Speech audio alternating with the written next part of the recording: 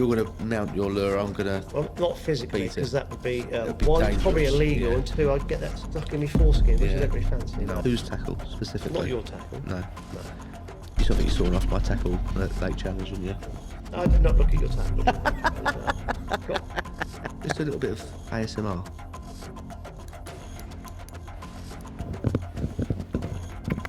Like that. Then get really close to whispering like this. Like scratching on the mic. I've had him around my house for 3 days.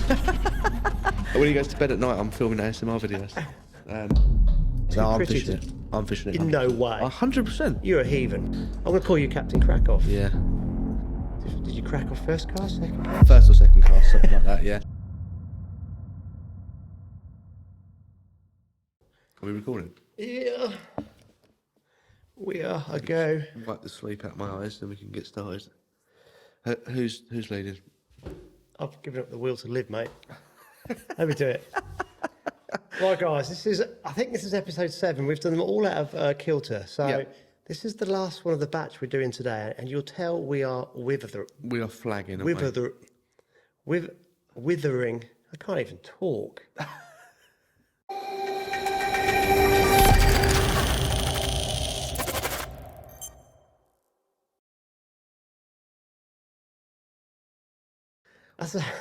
I'll take over. Welcome to episode 7, guys. And today we're going to be talking about... Fishing. Fishing! Lure fishing. We could do an eel episode if you want. I could talk about eels. There's a guy in Sweden who would be fascinated by your... He calls you the mad eel man. Yeah. Yeah. No, we've got a bit... Yeah, we're power on through. Just don't get distracted. I'm going to mention the stickers first as well. I've already mentioned in another podcast, which I think is podcast 8, which you'll see after this one. But that's what I'm in the twilight zone. This is the problem. I'm in the twilight zone. I don't even know why. I'm at Hanningfield. Hanningfield's a strange place, but more about that in another episode. Very nice place, but strange place. Anyway, we have got stickers. If you want some stickers, I'll post them to you. Got some big ones and some small ones. Just send me a message. Right, we're going to talk about... breathe. Tackle. Whose tackle, specifically? Not your tackle. No. No. You still think you saw off my tackle at Lake Challenge, didn't you? I did not look at your tackle. Did I? Right, so we've been into the shop here at Hanningfield and we've pilfered some bits to have a little look at and discuss. We may as well start with what I'm holding today. This is the Abu Garcia Spike 2500S for shallow spool. It's got a lovely clicking drag. I really like that reel. Just a little bit of ASMR. Charlie, what is ASMR? I actually don't know what it stands for, but you see this. I'm not a TikTok watcher, but I do this thing like that. Seen that? No. Okay, I'm on the wrong side of TikTok. But it's a thing. It's really popular. ASMR. ASMR. So they turn the mic up really loud and then get really close to whispering like this and like scratching on the mic. It's a thing. It's massive. I've had him around my house for 3 days. When he goes to bed at night, I'm filming ASMR videos.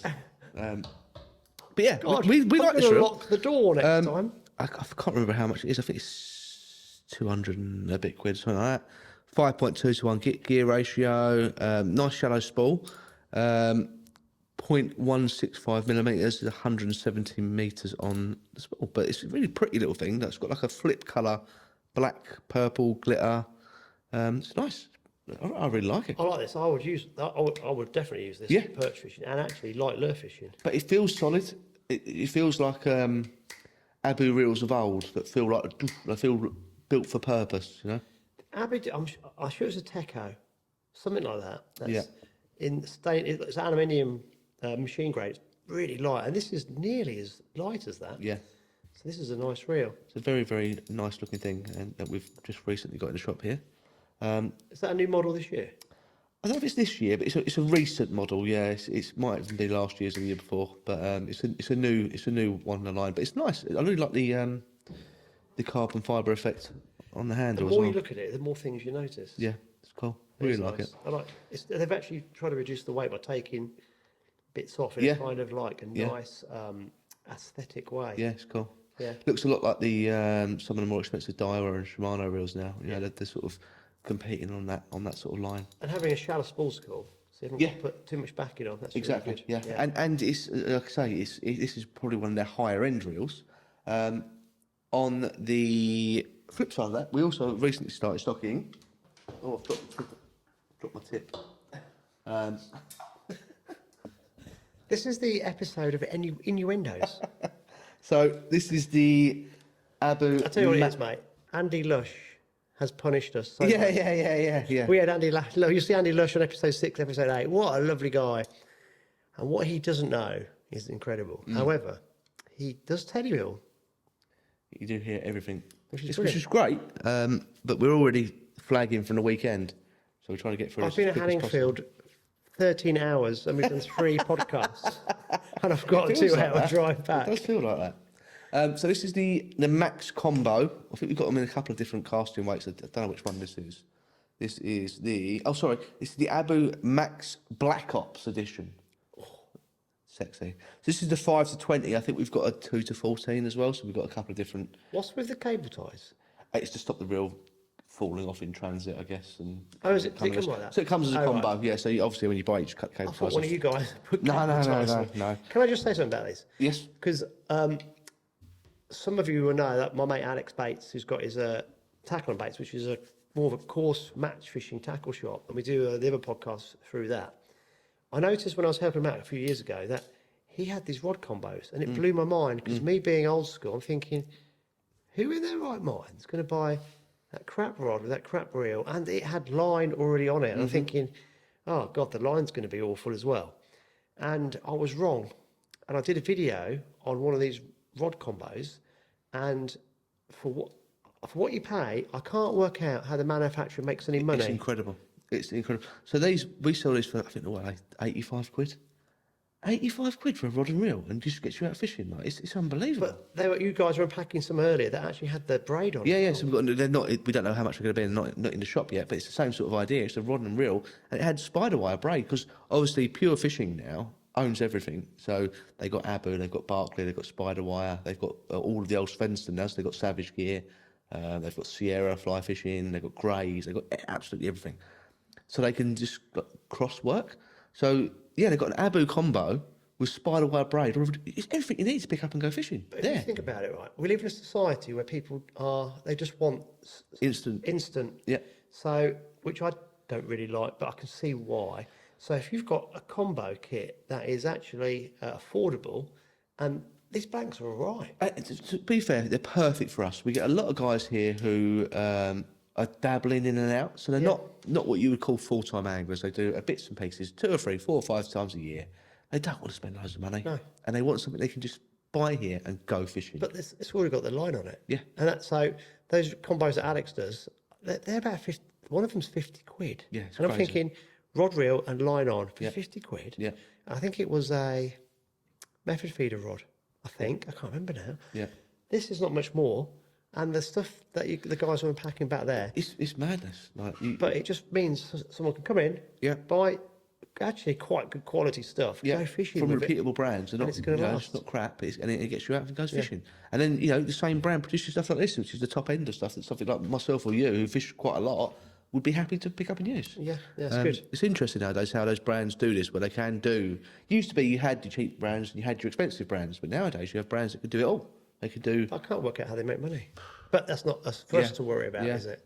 And then the other end of the scale, when we talk about budget, we've got these, which are tiny, which are the new Molex, not new for us, tournament area cranks. These are the deep running ones, which I say deep, it still doesn't go very deep. I think they're 4 foot or something like that. We've got them a few different colours. They're built specifically for trout fishing and area fishing specifically, i.e. ultralight lure fishing. It does glow, I think. I think a few of them glow in the dark. Yeah. They're built specifically for trout fishing and ultralight lures. They've got single hooks rather than trebles, barbless single hooks as well. Because trout area fishing is all about catch and release and speed of release. There's no messing around with fish. You get them in the net, you unhook them, you don't touch them. They don't leave the water 99% of the time. But these are really cool. They've proved very popular. They look pretty cool looking. They do look nice, don't they? Yeah. This one glows in the dark. Yeah. So don't know if that makes any difference or not. And also, this one's silent. Yep. Are they all silent? Yeah, these ones are. I think they do a non-silent version, but these ones where you have a silent. But yeah, they're not cheap. They are $13.99 each, which is a lot for a tiny little crankbait. But they're from a company like Mollocks with the pedigree and the quality it brings. And to be honest, when you start talking to these guys that really take this trout area stuff serious, 14 quid for a crankbait is nothing. There's a particular crankbait that they're all going mad for at the moment. I think it was built by a company called Noike, Noike. I probably butchered that. What country do they come from? I think they're Japanese. And do you have any factoids? I don't know. No, I can make one up though. Well, the factoid is that they've stopped producing these baits. Right. So what is out there is what is out there. There will never be any more of them. And they're a very. I'll get a photo and you can overlay it on this. And they're a very strange looking crankbait. They're like a banana. They're really long and thin and curved. And I've never seen one in action. So I don't even know what they do. But they're selling for like 75 quid each. And people are buying them for like, where they can find stock. They'll buy 100 of them, put them on Facebook for however much that works out at. Gone like that. And I'm not exaggerating. Within seconds of them being on there, they're sold. So people, there was a listing I saw on Facebook a few weeks ago. A guy had 200 of them. Sold them as a job lot for worked out 40 odd quid each. Gone within under an hour. Gone whole lot, every single one. Gone. Wow. So this 14 quid sounds like a lot, but not when you're serious about it. You know, a lot of the Japanese rods they get over a grand. You know, they've all got Stellas or exists on the reels. You know, there's no the line. You know, the line that I've bought for the braid. Yeah. Yeah, it's crazy expensive. I've got the Verivas saltwater light game or fine game. I forget what it's called. It's 90 quid a spool to catch stocky trout. That's all right for that cheap, crappy fluorocarbon. Yeah, exactly. Which is okay, actually. Yeah. Yeah. Yeah, so these are cool. So we've got these. I think we've got 6 different colours. We haven't got many of them, but so they'll go quite quickly, I would think. And then talking of Savage Gear, we've got lots of new Savage Gear bits, but this is the bits we picked out. So these are the Savage Gear Vibe Blade or Vib Blade. These again very popular because here at Hannifield it's quite deep in places, and the trout at certain times of the year do go very deep. This is quite a popular method of targeting them, and it's deadly for perch. How do they fish them? Casting, And cast and retrieve and drop, Right. Yeah. because I find with these blades that if you're not careful, you get tangles. Yeah, they fold over themselves, don't they? Yeah. Yeah. Yeah, they're not straightforward to use. No, And, you can't really allow any slack in the line, I don't think, because it gets a chance for it to roll itself because it's so violent. It can build a momentum and fold over. Yeah, you've got to be careful how you use it. But again, even on a straight retrieve, the lighter one in the shallower water, just on a straight retrieve, cast and retrieve. Good for perch. Yeah, really good for perch. Yeah, when they're fired up in these, especially shoals or smaller perch, these sort of vibe baits and things can, or I don't. Vibe bait's probably not the correct term, but you know, blade baits is probably the I find when I best catch one of these, they absolutely inhale it. there's no messing around. No, they either want it or they don't. Yeah. So yeah, these are the cool things we've got in the shop. There's other stuff as well, but we'd be here all day if we went through all that. Yeah, and obviously this leads us on to. We haven't said this much today because we've been. Said? We need you guys to let us know what you want us to look at. Yes. So send in your comments. Any new products that you've seen or something that you've been interested in, send us in anything like that. We'll try and get hold of it. One thing that we've forgotten to mention are hanging off the trout fence. I've just seen them. I'll pass you your one. I'll try not to knock everything over. So these were given as part of the prize from the Lake Challenge, and these are handmade. They're made by Corona Fishing Lures, I believe. And the detail on them is incredible. They're unbelievable. They're handmade, hand painted, and they are. We'll get some close-ups for you guys to see, but the detail in the scales and the rays along the fins are unbelievable. I've got absolutely no idea how they swim because we've both been balls to the wall for the last few days, and neither of us have had a chance to put them on a rod. It's just going to hang on my mantelpiece, mate. Yeah, no, I'm fishing it. I'm fishing it. In no way. 100%. You're a heathen. No, fishing lures are meant to be fished. You're going to fish that? Yeah, I'm not going to catch anything. I never catch anything anyway. So. What do you do if you crack off first? Well, you will crack off first. No. I'm going to tell you some funny stories here, right? God. I'm going to call you Captain Crackoff. Yeah.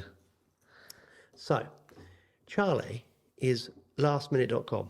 He is the most relaxed. He's so busy, he's also very relaxed at the same time. And I think the relaxation is the subterfuge for the busyness. So, again, lake challenge.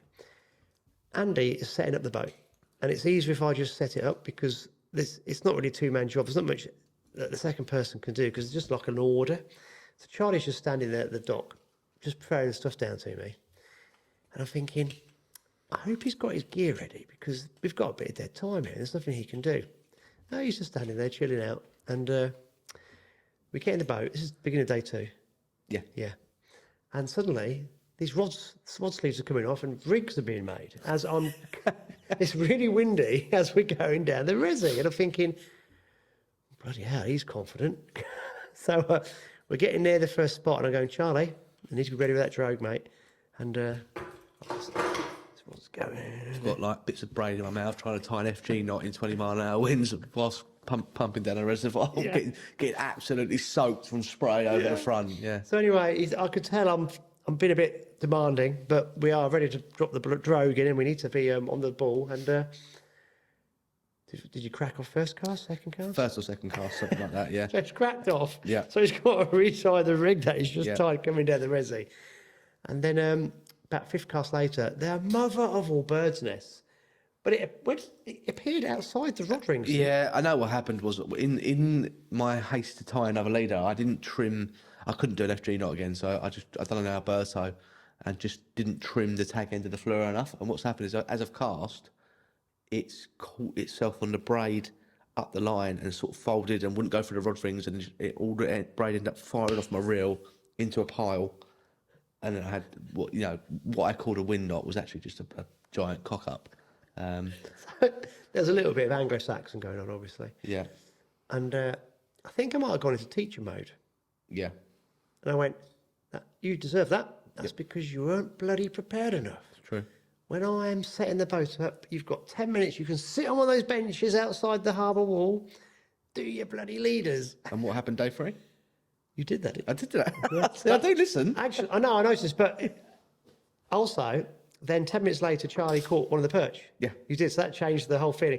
And the final thing is as well, afternoon of the second day, because what he does is, Charlie likes to be prepared. So the front of the boat is like this, everything's got a little place. And at the back, I've got stuff shoved under things, but what I do have is all the lures I'm using at the back out the way. They're just like my pile of shame. I know what I'm going to use for the day. I probably won't get 2/3 of them, and there's probably only 6 baits. Yeah. That's it, because I just, competition fishing, you can't mess about. What Charlie's done, and I didn't notice before I would have said something, he's hung all these baits. What was it on? Off the side of my box that had all my batteries and stuff in it. That's it, yeah. So it looked really pretty. Yeah. And I'm not really thinking much about it. And then, was it one of the pike? I've knelt down to photograph something. I forget what it was. Yeah, maybe a pike. I don't know. Yeah, it was because I couldn't lean over to film the release. Yeah. Yeah, you'll see it if you watch my video that I filmed during Lake Challenge, which will be out. He's got a crank in his leg, basically. Yeah, so I've knelt down and buried one of the hanging treble from the crank in the side of my leg. Luckily, just nicked my skin, but buried into my trousers. So If it can in a boat, it will. yeah, of course. Yeah. Yeah, So it's just I've got a lovely but- hole in my waterproof trousers and my box now. Oh my! But didn't something get tangled in the net as well? Yes. Yeah, What was but that? my crankbait again. I had it on the rod, like clipped onto the rod. Laid the rod down, put the net on top of the rod, and then the.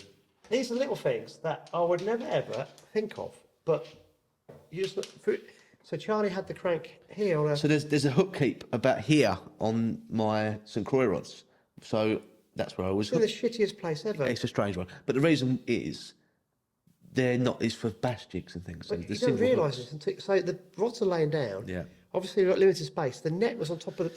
I always put the net in one place, and normally it's not. If it's on the rods, it's just literally here. Yeah. Didn't think there'd be a lure down there. Yeah. Charlie's gone to reach for the net.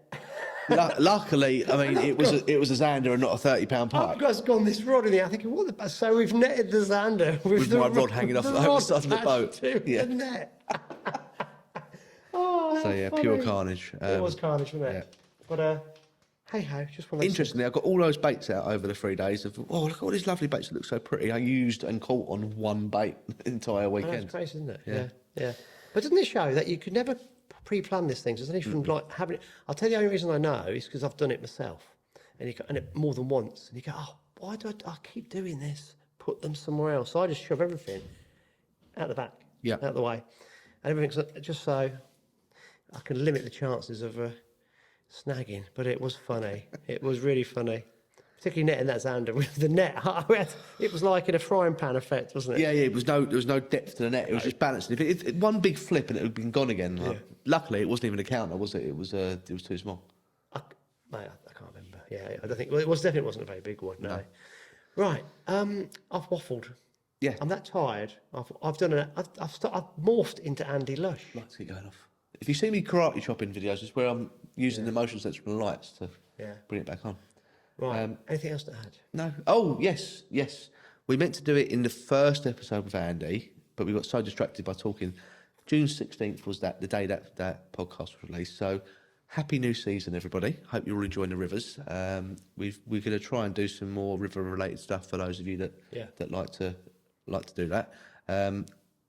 So let us know if there's anything. Let us know about your opening day captures. What did you have on opening day? What did you do? Where did you go? What did you target? I think that's a good start the conversation like that and see where it leads. Yeah, get in touch with us. We'll keep the communication flowing.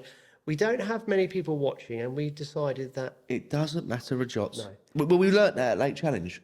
A few of the guys that we spoke to at Lake Challenge came up to us and said, "Oh, he's listening to you on the drive on the way here." I thought, "Oh, isn't that lovely?" Yeah. These people are making the time to do that. One or two lovely messages from people. Really nice messages. That actually appreciate the podcast. So we're now focusing on growing a small, vibrant community, but it relies on you guys getting in touch with us. Yeah, so this episode will be out sometime end of June-ish, mid third week in June, something like that. Oh, I can't do maths. Something like that. Yeah. So, let us know what you want us to do for the rest of the summer period, what you want to hear about. And we're going to do some saltwater fishing, aren't we? We're going to do some bass. You've got something up your sleeve, haven't you? I'm going to try to do some bass fishing from the coast. I'm going to do it when it gets really hot. And you can't do anything else. So end of July, August time, I'm hoping that's the time I'm going to do it. And apparently they're there then anyway. Good. A nice windy day. You're going to mount your lure. I'm going to. Well, not physically, because that would be one, dangerous, probably illegal, and two, I'd get that stuck in my foreskin, which I don't really fancy. No, I see why. On that note,